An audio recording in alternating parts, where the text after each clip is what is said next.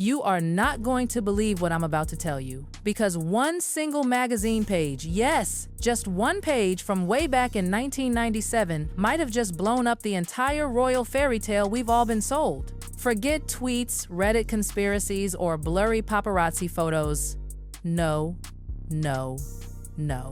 We're talking about real, printed ink, buried for almost 3 decades, just sitting quietly in an archive, waiting for someone bold enough to actually look at it. And that's exactly what Tom Bower did. And when he did, oh boy, everything started to fall apart. Meghan Markle's timeline, her story, her everything began to crack like glass under pressure. Because when you tell lies, no matter how beautiful, they're only as strong as the details you can control. And back in 1997, nobody was thinking about controlling a random teenage magazine spread. Nobody imagined that that one throwaway page could one day become the smoking gun that doesn't just question Meghan's age, but makes you question her entire story. Her Hollywood journey, her royal romance, even those pregnancies that seemed just a little too perfectly timed. And then her father's shocking words that still echo. The woman you think you know isn't who she claims to be. Let that sink in for a second, because this isn't about vanity or insecurity anymore. This is about what happens when someone tries to take Hollywood's oldest trick shaving years off your age and pulls it off inside an institution that has survived 1,000 years by obsessing over bloodlines, records, and dates. So, what if the Duchess we've been watching for years isn't the real Meghan Markle at all? What if she's just playing a character and her age was the first loose thread that could unravel everything? All right, here's where it all begins. The evidence that cracked the royal illusion. March 1997. 17 magazine publishes one of those future stars to watch lists that every teen magazine used to do. You know, innocent stuff, photo, name, age, little blur. But on page 90, there it is. Meghan Markle, age 21. Wait, what? Hold up. The official story claims Meghan was born on the 4th of August 1981. That means that in March 1997, she should have been 15 years old, still in high school, still worrying about SATs, not stardom. But this printed, physical, widely circulated magazine says otherwise. Age 21. That's not a typo. That's not a clerical error. That's a 6-year difference, the kind of mistake that changes everything. You can't just accidentally add 6 years to someone's age. If anything, people lie the other way around. So, either 17 magazine had the world's worst fact-checking team, or they printed exactly what they were told. And here's the part you cannot ignore. This was before Meghan was famous, before the royal titles, before the PR teams, before the billion-dollar brand. She was just another hopeful girl in Hollywood sending her real info to casting calls, to agents, to magazines, trying to get noticed. So ask yourself, if that magazine says she was 21 inches 1,997, then what does that make her today? Born around 1,975 or 1,976 maybe? Meaning when she landed that Deal or No Deal gig, she wasn't some young 20-something grinding for her big break. She was nearly 30, fighting against time in an industry that punishes women for aging. And suddenly, the desperation makes sense. The timeline makes sense. Her fairy tale romance with Prince Harry doesn't look like fate anymore, it looks calculated. A final move in a long, controlled strategy. Now, some of you are probably thinking, come on, everyone in Hollywood lies about their age. Who cares? And you're right, everyone does it. Hollywood is brutal, especially to women. You've got actresses in their 20s being told they're too old to play love interests while their 50-year-old co-stars are cast as heroes. It's disgusting and unfair, and it forces women into impossible choices. We've seen it all before. Gabrielle Carteris playing a high schooler at nearly 30. Rachel McAdams playing a teenager in Mean Girls at 25. Hollywood worships youth. It's a currency. Once you hit 30, it's like an invisible clock starts ticking down your career. So if Meghan shaved a few years off her age to survive, yeah, that's understandable. That's survival mode in a cruel system. But here's where things go way beyond the industry norm. Meghan didn't just lie to casting agents. She carried that lie into the British royal family, the most documented, record-obsessed institution in the world. She married a prince. She had royal children. She built a brand around honesty, empowerment, and authenticity, all while possibly living under a false age. That's not bending the truth for a career. That's bringing Hollywood's smoke and mirrors into a 1,000-year-old monarchy and gambling that nobody would notice. And that's when this becomes something else entirely. This isn't celebrity gossip anymore. This is deception at the highest level. Now let's talk about the man who set this whole storm ablaze, her own father, Thomas Markle. When Thomas started speaking out about the inconsistencies in Meghan's official timeline, it hit different. This wasn't an angry ex or a jealous friend with a grudge. This was her father, the man who raised her, who knew her birthdays, her childhood schools, her timeline not from Google, but from memory. And according to Thomas, the official royal story doesn't line up with reality. Can you imagine what it takes for a father to do that? To publicly say, my daughter isn't being truthful about who she really is, that's not petty, that's painful. Thomas Markle may not be perfect, but he's not guessing. He was there when she was growing up. He paid her school bills. He watched her graduate. He held her baby photos in his hands. So when he says something doesn't add up, people listen. He's not shouting or raging in interviews. He speaks with the sadness of a man who knows he's losing his daughter forever, but feels he has to tell the truth before it's too late. He's watched her rewrite history in real time. People called him bitter. Some said he was chasing attention. But what if, just what if, he was trying to protect her legacy before it's too late? To make sure that the real Meghan Markle, the one he raised, doesn't get erased completely by the story the palace wants us to believe. Because here's the truth. Once the royal machine spins a story, it becomes fact.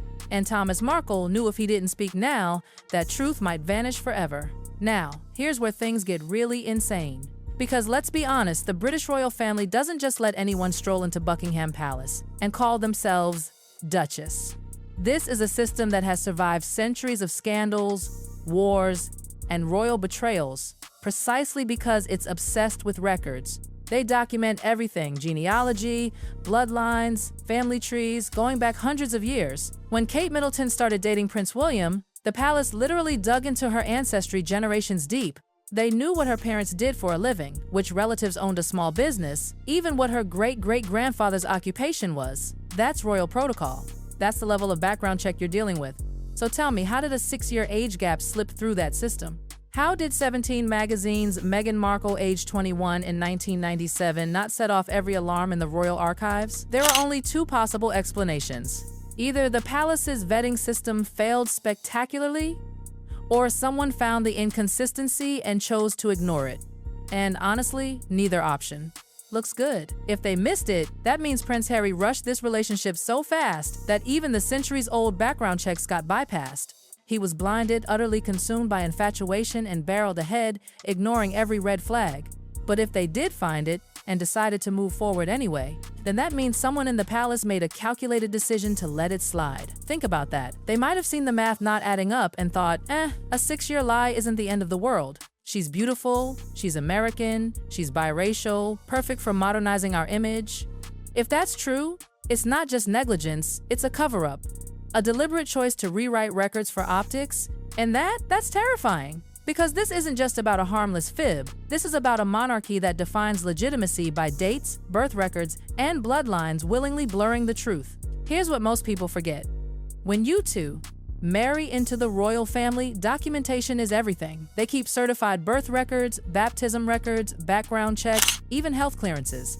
They've blocked royal marriages before over far smaller issues: religion, divorce, unsuitable history, even social class. So if Meghan's real birth year was quietly rewritten, that's not a whoops moment. That's either catastrophic incompetence or deliberate manipulation. And either way, it's an institutional failure of historic proportions. Because once that ring was on her finger, that error became royal history. The crown doesn't do oops, the crown does cover-ups. Now buckle up, because this next part is what truly shook people: the biological side of the story. Because if Meghan really was born in 1981, she was 37 years old when she gave birth to Archie in 2019. That's what doctors call a geriatric pregnancy. Not an insult, just a medical term for higher-risk pregnancies over 35. But if that 1997 magazine was right, if she was actually born around 1975 or 1976, then she wasn't 37. She was 43 or 44, and that changes everything. Because at that age, Getting pregnant naturally is significantly more difficult. The risks multiply: chromosomal abnormalities, gestational diabetes, preeclampsia, preterm delivery, all of it skyrockets. This isn't gossip, this is medical fact. Fertility after 40 doesn't just dip, it plummets. So when you look at how secretive and tightly controlled everything around Archie's birth was, the hidden hospital, the bizarrely timed announcements, the absence of any verified hospital photo, it all starts to make sense. If Meghan was in her early 42nds, that secrecy wasn't just vanity, it was biology. The royal family needed an heir. The public expected a baby. And Meghan's entire royal value, let's be honest, was tied to producing one. So if her biological clock was ticking faster than anyone knew, and her real age had been hidden for years, what lengths would she go to keep that illusion intact? Enter Tom Bower's bombshell, the part that made even medical professionals gasp. He dug into the story told by Prince Harry in his memoir Spare, and what he found? Totally impossible. Harry claimed Meghan received 2 epidurals, gave birth in a serene wellness environment with candles and birthing balls, and left Portland Hospital for Frogmore Cottage just 2 hours later. But here's the problem, none of that adds up. Doctors say you don't get 2 epidurals. That's not how they work. It's a single continuous line of anesthesia, not something you double up like aspirin. And leaving the hospital just 2 hours after giving birth? Impossible. Even without an epidural, most new mothers stay under observation for at least a day. With one, you can't even walk properly for several hours. Then there's the drive from Portland Hospital to Frogmore Cottage, an hour minimum. So what? She delivered, recovered, packed up, and got discharged all within an hour? Not a chance. And that spa-like birthing room Harry described? Total fantasy. Hospitals don't allow high-risk mothers, especially over 35, or those with possible preeclampsia, to give birth with candles and yoga balls. Those are medical emergencies waiting to happen. If Meghan truly had preeclampsia, as was hinted, she'd have been monitored for 24 to 48 hours minimum. Magnesium drips, constant blood pressure checks, not home in time for tea. So what's left?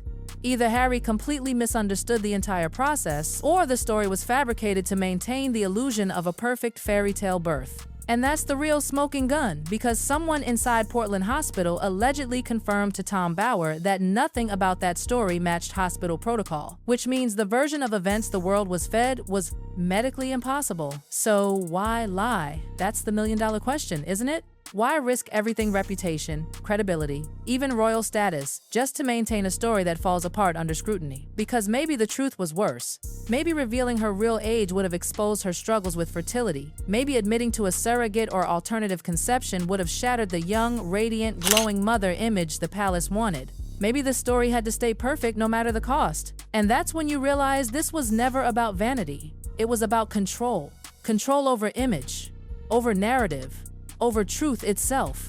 Maybe Meghan's not the only one playing a part. Maybe the monarchy itself needed her and her story to modernize its crumbling image. But the truth? The truth always fights its way out. Because in a world run by PR teams and perfect Instagram posts, the most rebellious thing anyone can do is to double. Simply ask, what if everything we've been told is a lie? And once you ask that question, you'll never look at the royal fairy tale the same way again.